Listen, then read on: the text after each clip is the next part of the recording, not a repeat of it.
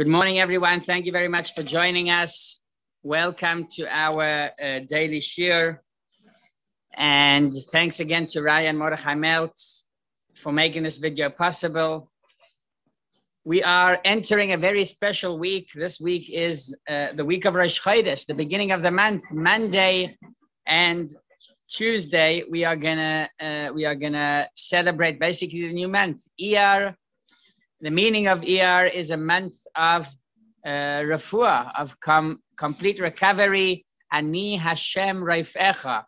That is the Rashi Tevos of the month of Iyar. And this is a very special month. Hopefully no one really needs a refuah, but even those who need a refuah, they should have Be'ezrat Hashem a complete recovery. Our Parsha is a very interesting Parsha because it talks about the dinim of tum'ah and tahara, impurity, purity, etc., about human beings. Last parsha we spoke about Parsha Shmini. At the end of the parsha, if you remember, we basically spoke about the animals, which animals are kosher, which animals aren't kosher, which animals are pure, which aren't pure, and we spoke about the fish. So we spoke about also the birds, right? So after that parsha, we begin talking about purity and impurity regarding human beings, regarding us. So that starts with our parsha and the next parsha as well. Once again, we are connected to the whole idea of purity and impurity in our parsha in relation to the previous parsha. Now the question is, why didn't Hashem begin with the rules of impurity and purity regarding humans? Why did he first bring the kashrut of animals, of birds, of fish? And then only after that, we started discussing purity of humans. The humans are probably the most special part in the creation of the world. Why are they the most special part of the creation in the world? Because the ability of the human beings is tremendously higher than what animals can do, right? We know we are able to change the world, to fix the world. We have the ability to talk. We have the ability to make a choice. An animal doesn't have the ability to make a choice. It doesn't have free choice. So there should be some kind of priority towards human beings. Human beings are special, right? So this is a very interesting question. And we have a very interesting answer from Rabbi Shamloi. Rabbi Shamloi was a special scholar in the times of the Gemara. And it's interesting, the story behind his life is very interesting because apparently he wasn't born into a special family, right? In those days, so there was a special thing called a yichus, which is basically some kind of tracking of the family and the grandfathers and the descendants. There was some kind of path line that people used to keep very much, and they used to show, well, you know what, I am son after son after son until Nadav Avihu, for example, or until Moshe Rabbeinu, or until Asher, or until one special Kohen Gadol. So basically what we can see over here is that Rabbi Shamloi didn't have that, he wasn't special in that way, which means he had no yichus, he had no special origins to be proud of. Of course, he is the son of Avraham, Yitzchak, and Yaakov, our forefathers, but it's not that he was proud about any specific or any unique connection to some kind of previous generation. And we'll see that that has a lot what to do with what Rabbi Shamloi says. So what does Rabbi Shamloi say? He says, if you take a look, right, we had the question, well, why doesn't Hashem begin with discussing the laws of impurity about human beings? Why doesn't he start there? So Rabbi Shamloi says, you know what? If you would take a look, the beginning of the Chumash, when we talk about Bereshis, the creation of the world, in what order did Hashem create the world? So it's very interesting because the order that Hashem created the world is starting from the sun, the moon, the skies, the stars, etc. And then Hashem went to the grass, the trees, animals, and only after that Hashem created man. That's very interesting. Rabbi Shimon says, you know what? It rings a bell. It's not the first time that Hashem gives a certain priority to animals. He already gave a priority to the animals when he created the world, because he created them first and only afterwards he created human beings. So right, there are commentaries that say that the reason why Hashem created the humans at last is because he wanted them to enter a perfect world, right? When you invite a guest over, for example, an important guest, so you don't invite him while you're preparing the table. You invite him once the table is already prepared and all the food is there and everything is comfortable and they are ready to begin the meal. So in that same way, when Hashem created the world, he basically wanted to create the world in a perfect way that human Adam would be able to join the world in the comfortable way and in the best way possible. But that's not the only reason. There is a very important and big lesson that Hashem teaches us when he creates us last. Hashem is basically hinting. Hashem is telling us, you know what? Even a mosquito was created before you. And this is a lashon, this is an expression that our scholars use. That when a human feels that he is on the top of the world, and he's proud of himself, but he's not using his powers in the correct way, so Hashem has a lesson for him. Hashem tells him, you know what? The animals were created before you. So don't be so proud of yourself. Of course, that is when someone isn't behaving in the right way. And the Alter Rebbe in Tanya says, and it's very interesting, the Alter Rebbe in Tanya says, it's not only retroactively that after a person does something wrong, Hashem basically tells him, you know what, we created animals before you. Don't feel so proud of yourself. But it's even the possibility of a human to do something wrong that already puts him on a lower level. When Hashem created humans, he said, I am going to create you last because you are last. Animals in a certain way are higher than you because you have the ability, the potential to do bad. And this is a big lesson for us because what we learn from here is that it is all up to us, basically. We don't have a special privilege.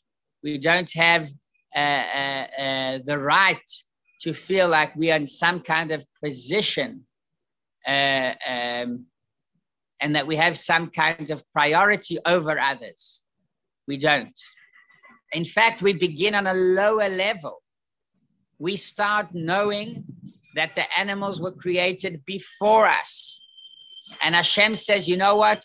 I gave you powers as well. Go use those powers and become higher than all the animals. But it is in our hands and it's not automatically given to us.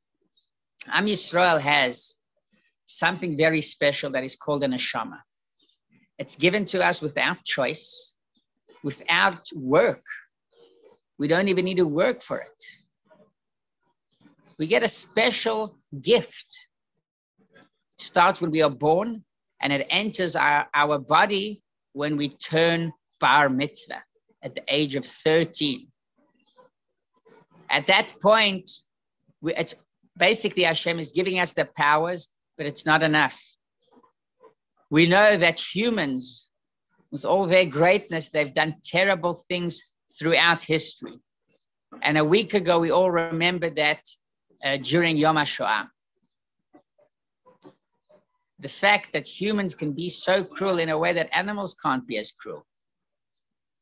Animals are basically created in some kind of way, and they have no free choice. They have no way to basically change their nature. So that's why we do not blame a lion for eating a cow, because that is his nature. It does not come out of a bad source. It doesn't come because he's here to do evil. Humans, when they do something bad, when they do evil, it's for the purpose of evil. And that's why on the one hand, humans have the nature or have the ability, it's not the nature, it's the ability to be terrible. But on the other hand, we have the powers, the neshama, to become great. So this is something very unique to human beings. And this is the idea that Rabbi Shamloi is teaching us. Rabbi Shamloi is basically telling us, you know what? Hashem doesn't begin discussing the laws of impurity about humans, because defining a human, whether he is pure or not, is much harder than defining an animal, whether he is kosher or not. Because the animal is there. It has no free choice. It has nothing bad that it can do opposite its own nature. So, or it's kosher, either it's not. And if you see the signs that it's kosher, perfect, you could eat it. If it doesn't have the signs, so it's as simple as that. It is not kosher. Very simple, very easy to identify, very easy to notice. This is something that is unique about animals, about fish, and about birds. But when we talk about human beings, that's not so easy to try and identify whether they are kosher or not. Kosher, right? Whether they're pure or not. We've got to try and see, try and examine in a deeper way, try and test even the human, Adam, to see whether the path he's taking is kosher or not, because it's not simple. There could be people with certain natures that it's very hard for them basically to give, for example, charity, right? It's very hard for them, but nevertheless, they break that nature. They give a small amount, but that small amount costs a lot against their own nature. That is someone that's kosher. That's very good, even though he might give a small amount, but it's not the quantity that counts, it's the quality that counts. And this is the idea behind defining a human being, whether he is kosher or not. So we know the laws are strict laws about impurity and purity, but the metaphor that Hashem is teaching us by placing these laws after the animals is to show that it is harder to tell. It's harder to tell whether a human is pure or not. It all depends on him and his nature. It could be easy for him, and it could be very hard for him. He could do pure evil for the sake of evil, not because his nature pushes him to do evil, because there's no such a thing. An animal does not do evil. It's not defined as evil. An animal might do something bad, something, it's not even wrong. It's something that in our eyes, we would say it's cruel, it's unhuman, it's not nice.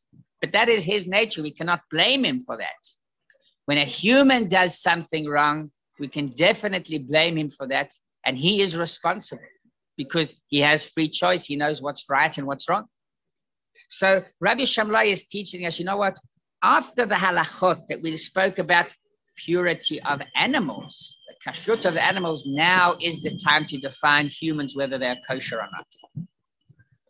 And that is the reason why Hashem created us last at the beginning of the world. Because basically Hashem created a program at the beginning, a program that would go according to the code, let's say, that he created. And that is a code that you cannot change. It's a fixed code where lions attack other animals, right? That is a code that the lion cannot change and the other animals cannot change. We have some kind of special code where we have our own free choice. We have our own free choice and we are able to do good and to do bad. and it is up to us. And this is the story of the life of Rabbi Shamloi. This special rabbi, this special scholar that taught us this lesson. He had no privilege. He did not come from a solid, special, unique family. He was what we would call today a chozer b'tshuva, a baal tshuva. And because he did not have this special privilege, he knew that it's all up to you. It's all in your hands. You can define whether you'll be successful, whether you will be righteous, whether you would be holy or not. It's up to you. It's in your hands. This is the lesson behind our Parsha. It's a very important lesson and a very interesting lesson. And it is also connected. It has a very interesting connection to the name of the Parsha. The name of the Parsha is Parshat Tazria, conceive. Yes, the Parsha begins with the words, if a woman will conceive and give birth. So if it's a boy, she's got to wait a certain period of time, and she's got to bring certain offerings towards Hashem. And if it's a girl, so she's got a different period of time to wait and different offerings that she's got to bring. But what is the name of the Parsha? The Parsha is not called woman. The Parsha is called conceive.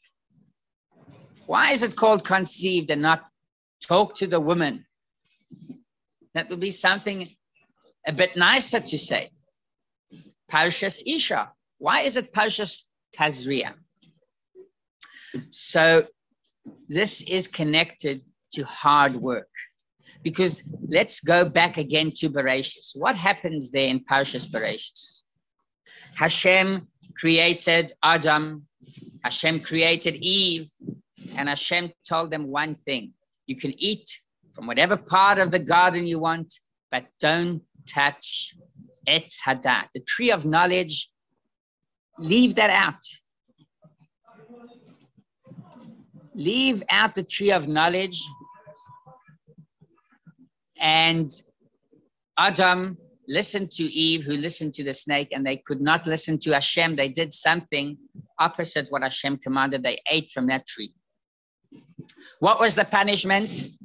So Adam needed to leave the Garden of Eden, and Eve as well. But Adam needed to start working hard for a living. Bezeat apecha tochal lechem. That was the curse that Adam received. And Eve received the curse, be'etzev tel dibanim. It would be hard to give birth. The whole process of labor will be something very, very hard for you. So this is once again connected to the idea of working hard. Things don't come easy. When Mashiach will come, the process of giving birth will be very easy. But in our days, Isha ki tazria. Again, Rabbi Shamloi taught us this important lesson, that it is all up to us. It is in our hands, and it depends on us, and we've got to work very hard. So the man has to work very hard making a living, and for the woman, it's very hard giving birth. And that's why we don't just randomly call our Parsha Parshas Isha, but we call it Tazria, conceiving, because that represents the difficulty and the need to work hard, and even in a certain way, the suffering that a woman goes through when she gives birth. So that is basically a bit about our Parsha, Parshas Tazria, and a bit about this important lesson. Thank you very much for taking part, and I'm looking forward, B'ezrat Hashem, seeing you all next week on Sunday. Lehitraot.